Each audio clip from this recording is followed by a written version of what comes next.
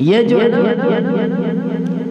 شعر و شاعری پڑھی، یہ جو طرز وغیرہ لگانی، الحمدللہ یہ بھی مجھے آتا فن، لیکن جب سے یہ طرزی لوگ، یہ ترنم والے مولوی حضرات، میں اعتراض کر رہا، یہ بھی ایک محبت ہے دین کی طرف کھینچنے کا ایک ذریعہ، ٹھیک ہے نا؟ لیکن وہ ماشاءاللہ حضور نبی کریم صلی اللہ علیہ وسلم کے پاک عشق میں وہ آپ لوگوں کو اللہ پاک نے خوبصورت آواز میں عطا فرمائی ہے، اس پاک خوبصورت آواز سے آپ لوگوں کو اللہ اور اس کے محبوب علیہ السلام کے راستے کی طرف کھینچنے کے لیے وہ آپ کو آواز بھی سناتے ہیں، آپ کی تربیت بھی کرتے ہیں کہ چلو کسی بہانے سے لوگ جو ہے دین اسلام کے حلقہ میں داخل ہو جائیں، ٹھیک ہے نا؟ یہ ترنم لگانا، طرز لگانا کوئی بری بات نہیں،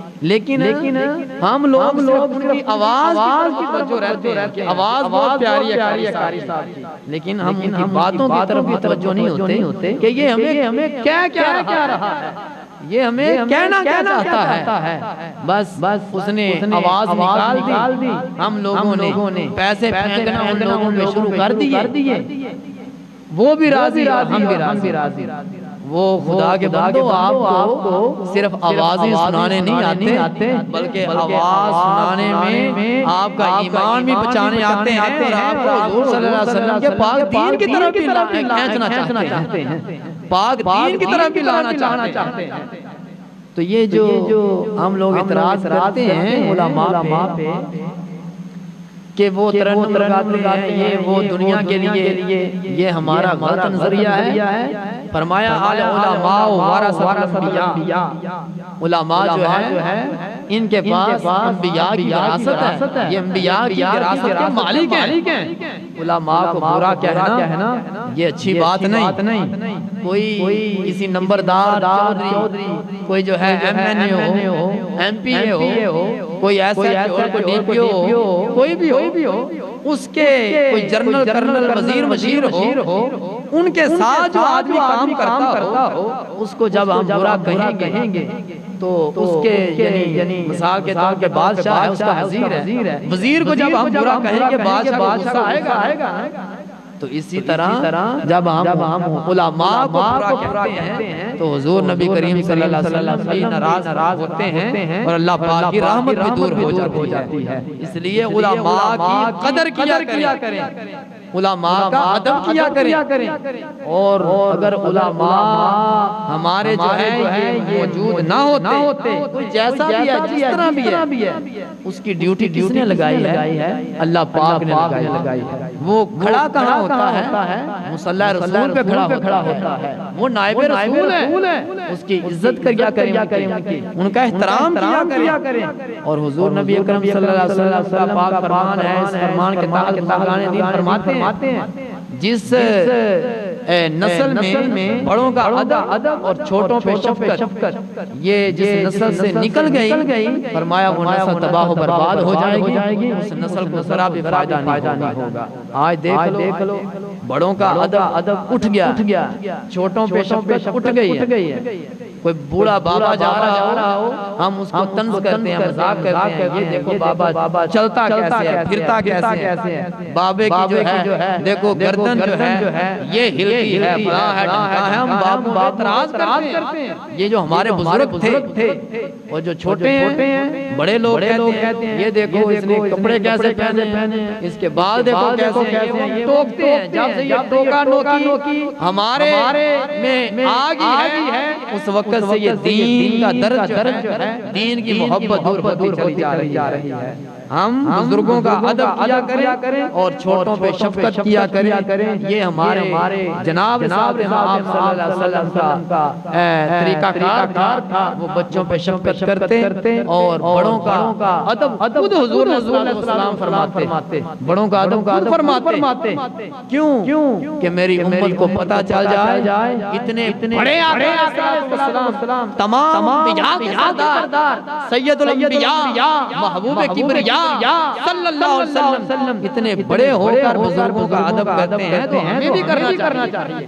اتنے بڑے محبوب علیہ السلام بچوں پہ رحم کرتے ہیں, ہم کو بھی کرنا چاہیے. انہوں نے تمام کی تمام زندگی جو ہے ہماری لیے گزاری, امت کے درس کے لیے گزاری. آج دیکھو امت کتنی بے وفا ہو چکی ہے, اس محبوب کریم صلی اللہ علیہ وسلم پہ درود و سلام پڑھنا بھی گوارا نہیں کرتی. اس اللہ پاک کی یاد میں سجدہ ریز نہیں ہوتی. تو خدا کے بندو یہ ہم لوگ جو ہے طریقہ کار چھوڑ دیں. یہ ہم جو آ چکا ہے طریقہ کار, ہمیں کوئی سمجھانے والا سلجھانے والا نہیں ہے. ہماری تربیت پہلے بڑے لوگ کرتے تھے, لیکن ہم لوگ جو ہیں یہ لڑکوں کی نوجوان نسلوں کی باہر جو ہے ایک دوسرے کے ساتھ دوستیاں گھڑنے والوں میں بیٹھنا شروع ہو گئے. اس وقت سے بڑوں کا ادب ہمارے دل سے نکلتا جا رہا ہے. پہلے لوگ بڑوں کے پاس بیٹھتے تھے, بڑوں کے مشورے لیتے تھے تو لوگ کامیاب ہوتے تھے.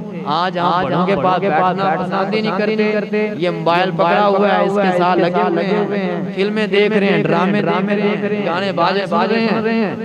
بس ٹچ سے فرصت ہمیں ملے تو ہم بڑوں کے پاس بیٹھیں. یہ چلانا گناہ نہیں ہے, ٹھیک ہے نا. اس کا استعمال غلط کرنا گناہ. موبائل غلط نہیں ہوتا, انسان کا طریقہ کار غلط ہوتا ہے. بندہ غلط نہیں ہوتا, بندے کی عادات غلط ہوتی ہیں.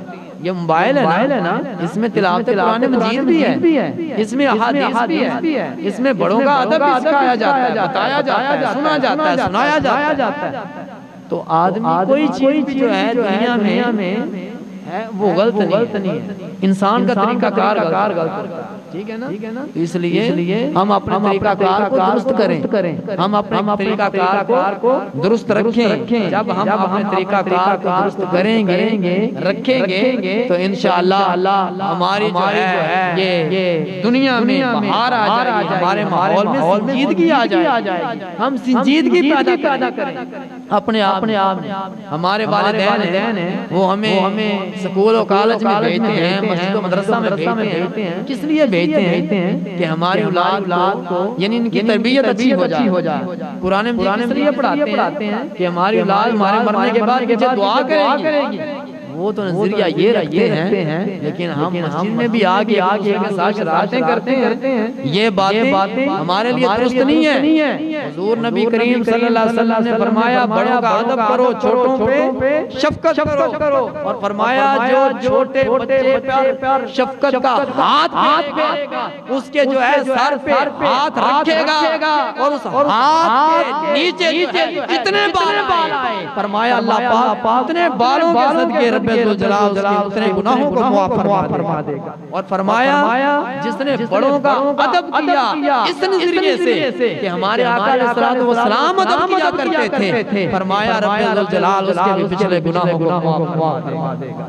اور فرمایا اس کے صرف گناہ ہی معاف نہیں کرے گا بلکہ اس کے درجات بھی بلند فرما دے گا, اور اس کی عمر میں بھی اضافہ فرما دے گا. اس لیے ہم بڑوں کا ادب کیا کریں, چھوٹوں پہ نرمی شفقت و رحم کیا کریں, تو انشاءاللہ ہمارا معاشرہ جو ہے اس میں تبدیلی آنا شروع ہو جائے گی. تبدیلی آنا دیکھو حضور نبی کریم صلی اللہ علیہ وسلم کے آنے سے پہلے کفر و اسلام میں کوئی فرق نہیں تھا. بہنوں ماؤں بیٹیوں کے سروں پہ پردہ نہیں تھا, بال کھلے ہیں, ٹھیک ہے, چہرہ ننگا ہے تو ننگا ہے, لباس ایسا پہنتی تھی عورتیں جسم میں یعنی شرم و حیا نظر نہیں آتا تھا.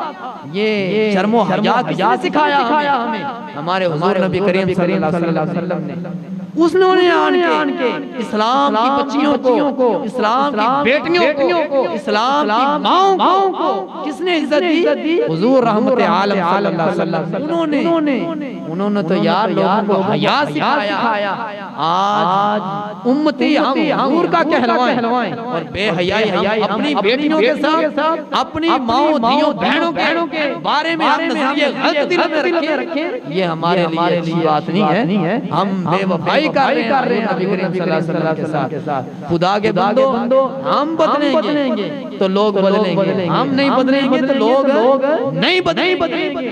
جیسے امت تباہ و برباد ہوتی چلی جا رہی ہے، ایسے ہی تباہ و برباد ہوتی چلی جا رہی ہے۔